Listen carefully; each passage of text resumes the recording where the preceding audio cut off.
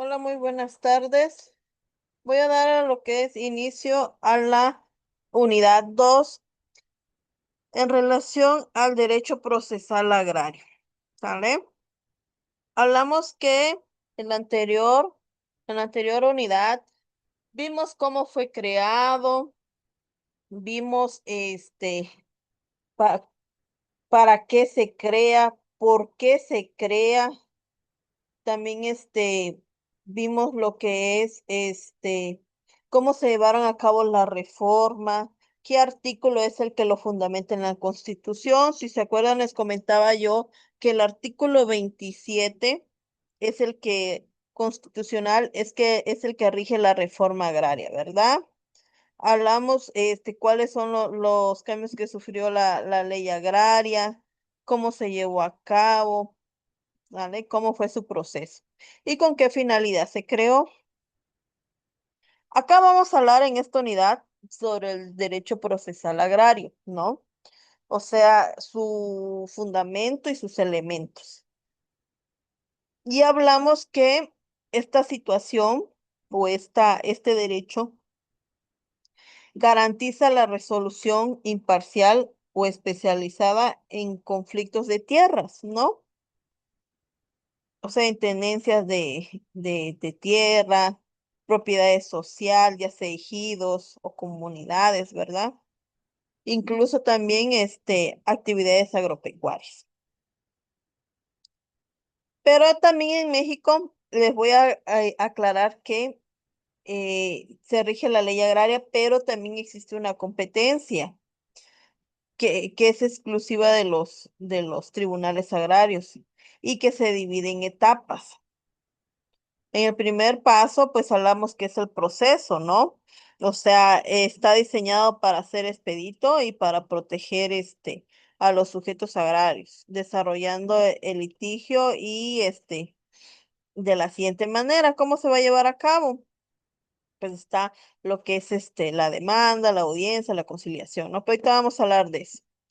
Entonces, el derecho agrario en sí, ¿cuál es su definición? ¿Cuál es su objetivo, no? O sea que este es un sistema de normas que tiene principios y valores, o sea que va a regular las actividades agrarias, las actividades de tierra, ejidos, comunales, ¿no? Y que se limitan a un conjunto de reglas de procedimientos. Acá nos dice que está constituido por medio del artículo 27 constitucional y que su objetivo principal es centrar dotes de cauce formal, o sea, que sean predecibles y equitativos a la resolución, ¿no?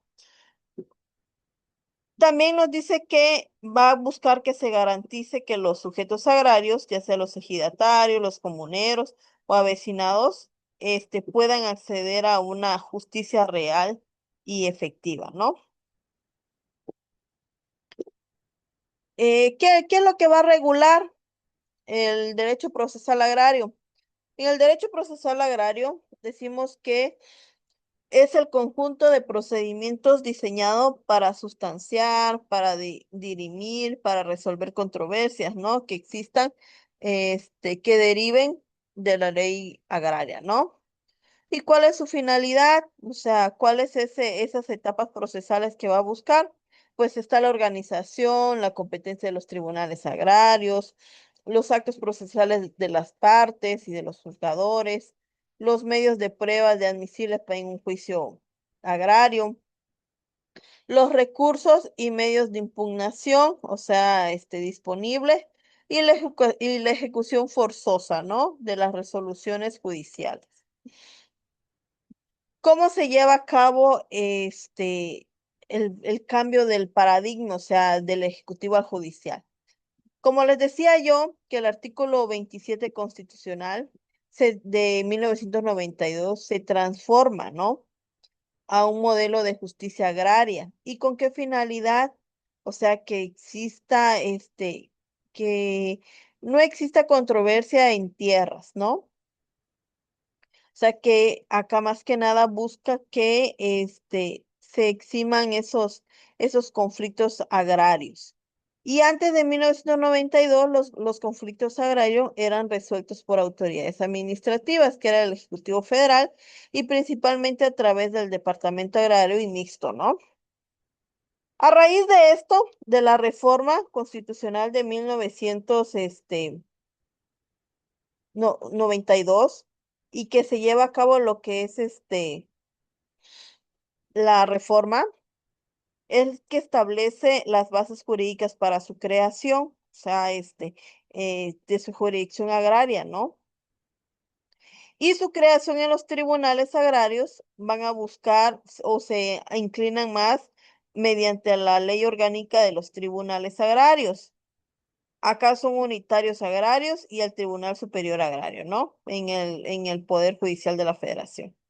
Y su objetivo actual es garantizar una justicia imparcial, especializada y accesible para todos los sujetos agrarios, ¿no? Que más que nada que se reconozca, ¿no? Constitucional y que se promueva la paz.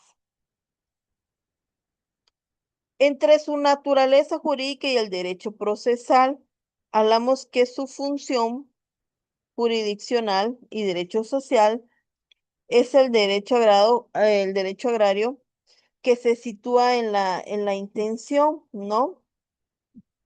O sea que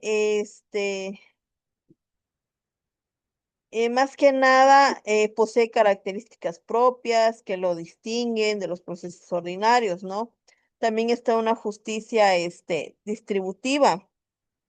Y aquí más que nada busca lo que es uno de los pilares fundamentales del derecho agrario, es la justicia, ¿no? O sea, la distribución equitativa, pareja, razonable, ¿no? Y esa justicia distributiva, su proceso agrario se manifiesta por la suplencia de la queja deficiente, la carga probatoria, la interpretación por sujetos, la gratuidad del acceso y la especialización de los juzgadores, ¿no? ¿Cuáles son esos elementos esenciales del proceso agrario?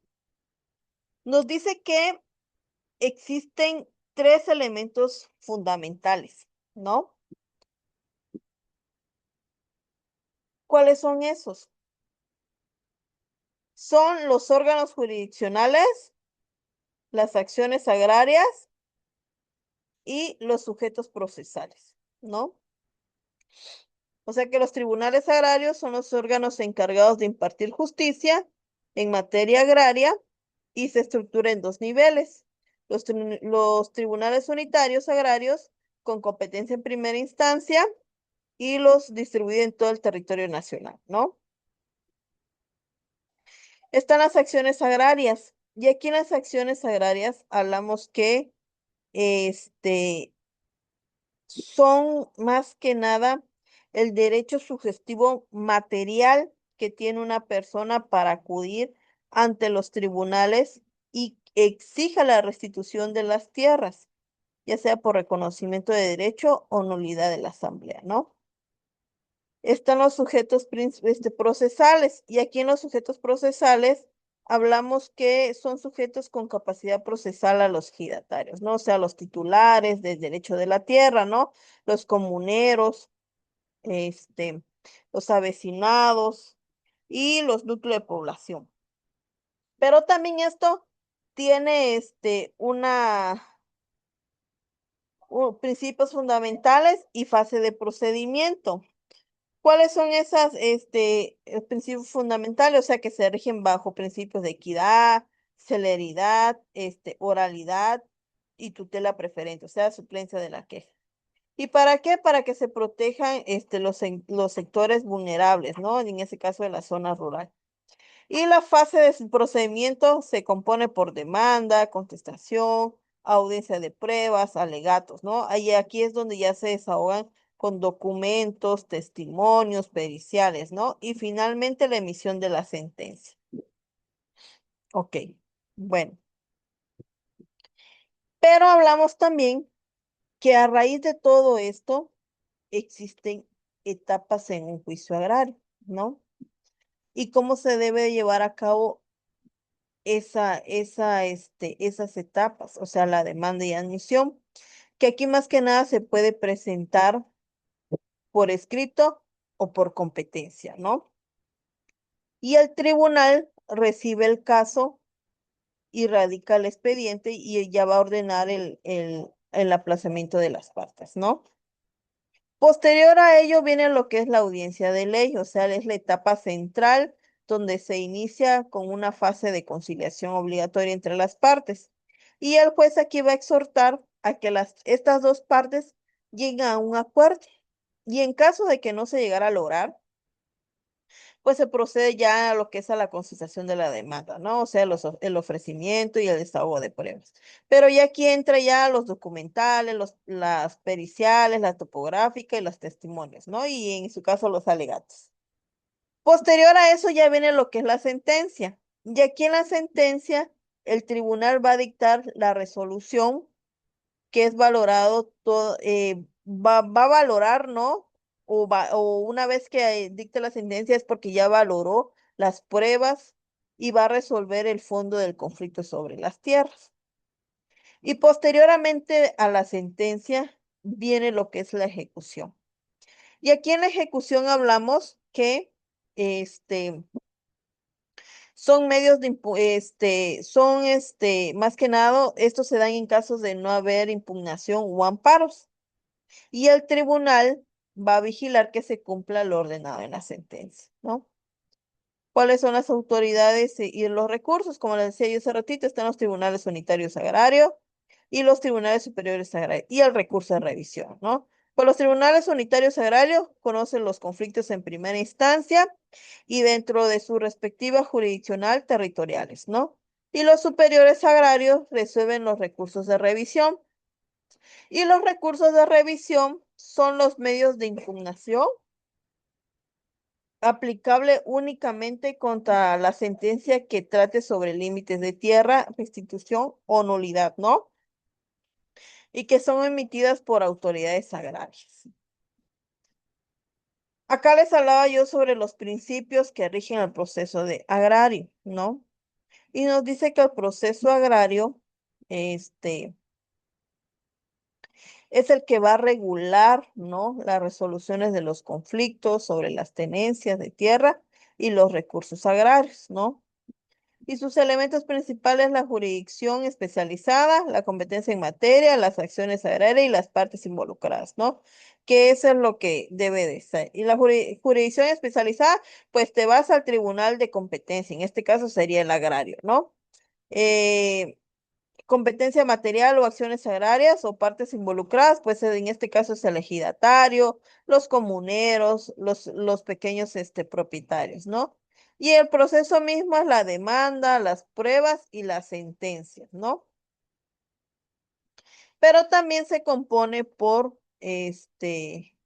diversos principios, que es la oralidad, que es el principio distintivo del proceso agrario, o sea que aquí se implica que las partes van a exponer verbalmente sus pretensiones, su defensa, sus argumentos ante el tribunal, ¿no? Y ya acá se va a ver si se le favorece durante la comunicación directa o se reduce la formalidad, ¿no? Está la inmediación y en la inmediación hablamos que establece la relación directa e inmediata entre el juzgador y las partes del proceso, ¿no? O sea, con los testigos. Y ya sumándole también las pruebas, ¿no? Pero este principio especialmente es en materia agraria, donde se busca que se dicten las resoluciones justas y adecuadas a la realidad del campo, ¿no? Existe lo que es la economía procesal. Y en la economía procesal, pues es el principio que orienta al jugador, a las partes hacia la búsqueda de la celeridad, la eficiencia, la reducción del acto, los procesos innecesarios, el proceso agrario, ¿no? Y este tiene un principio muy especial porque se basa en los conflictos sobre las tierras que afectan directamente los medios de vida, las familias, los campesinos, el proceso ágil, o sea, esto va a buscar que se reduzca la incertidumbre jurídica, ¿no? Permítame tantito.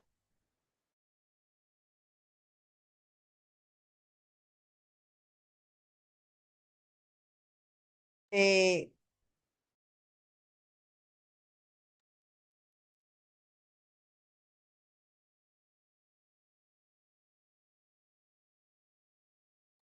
bueno, entra también lo que es la suplencia de la queja.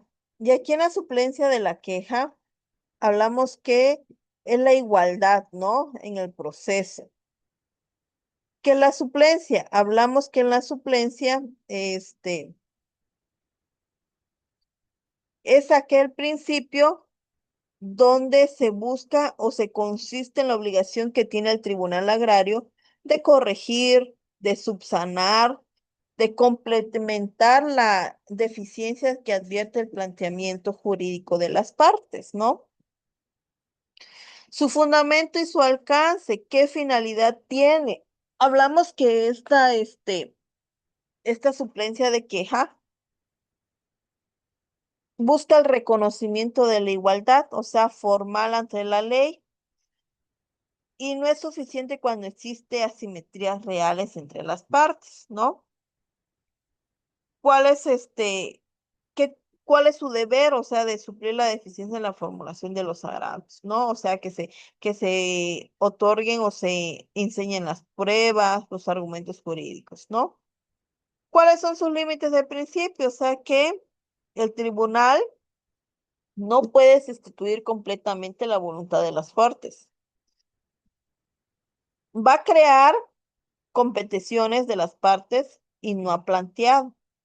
Va a actuar como abogado de una de las partes y va a ignorar los hechos no alegados ni aprobados, ¿no? Más que nada, su función va a ser orientar, subsanar, corregir, ¿vale? Pero no va a sustituir la voluntad procesal de los sujetos agrarios. ¿Cuál es el marco normativo del derecho agrario? ¿Se acuerdan que al principio les decía que la ley agraria nace o se da a conocer mediante el artículo 27 constitucional en la reforma de 1992? ¿Sale? ¿Y cuál era su régimen? O sea que las propiedades de tierra, o sea que se reconozcan, que existan regímenes ejidales, comunal, que se emanen todos los derechos sustantivos del proceso, ¿no? Agrario o tutela. A raíz de eso también entra lo que es la ley agraria. Y en la ley agraria, en su título 10, habla sobre que esto va a regular específicamente el juicio agrario, o sea, su promoción, su sustanciación, las pruebas, las audiencias, la sentencia que se determine, los recursos que interpongan posterior a la sentencia, ¿no? Pero siempre va a ser o va a buscar que exista un proceso agrario positivo, ¿vale? Existen tipos de juicios agrarios. Está el de nulidad, la restitución, dotación, ampliación y límites. Permítame un tantito.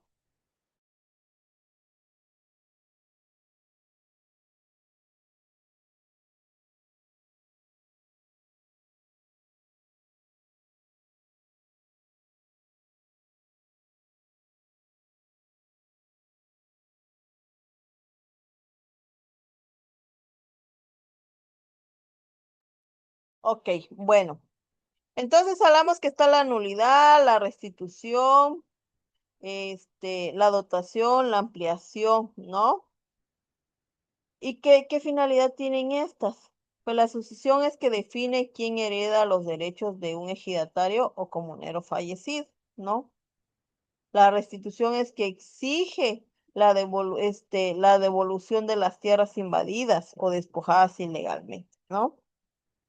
La nulidad, o sea, que impugna las decisiones ejidales que violan los derechos de los campesinos, ¿no? Está también lo que es el poseer, que resuelve el disputa cuando dos o más personas reclaman el derecho de poseer una misma parcela, ¿no? También está lo que es la prescripción, y aquí no lo dice, pero en la prescripción va a permitir que una persona obtenga el título legal de una parcela por haber trabajado de forma pacífica y continua de un tiempo. ¿Sale? Entonces,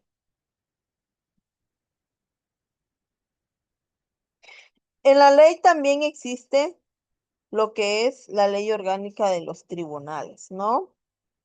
O sea que esta va a regular la organización, la competencia, la integración, el funcionamiento de los tribunales, unitarios, agrarios, ¿no? El Tribunal Superior Agrario.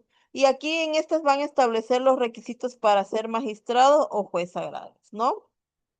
Y el Código Federal que habla sobre los procedimientos civiles. O sea que aquí se aplica, tienen una aplicación que es supletoria, ¿no? En el proceso agrario. Y se recurre cuando la ley agraria o la LOTA guarda silencio sobre algunos aspectos procesales específicos, ¿no? Y su aplicación es automática, no es general y debe ser congruente con su naturaleza social, ¿no? Ok. Y hasta ahí acabamos lo que... Ah, no, me falta uno. ¿Y qué, qué finalidad tiene la justicia agraria? O sea, ¿cuál es su accesibilidad, su efectividad, no? O sea, que se cumplan sus obligaciones, que sea histórico y que que no sean vulnerables al sistema jurídico, ¿no? Que sean garantes del derecho social, o sea, que el proceso agrario protege los derechos fundamentales, ejidatarios, comuneros, núcleos de población, asegurando las tierras, ¿no? La paz social en el campo, o sea que el sistema de justicia agraria eficiente contribuye directamente a la pacificación del campo mexicano. Y el reto permanente, o sea que es el gran desafío del derecho procesal, ¿no? ¿Por qué? Porque este va a consolidar la justicia verdaderamente técnica, o sea, que sea imparcial y que sean cercanas a las realidades campesinas, ¿no? Eso es lo que va a fortalecer todo el sistema y lo que es los tribunales que van a garantizar los principios de oralidad, inmediación, supresión de queja y la plenitud en cada juicio. Y hasta aquí llegamos a lo que es la unidad 2. Bueno.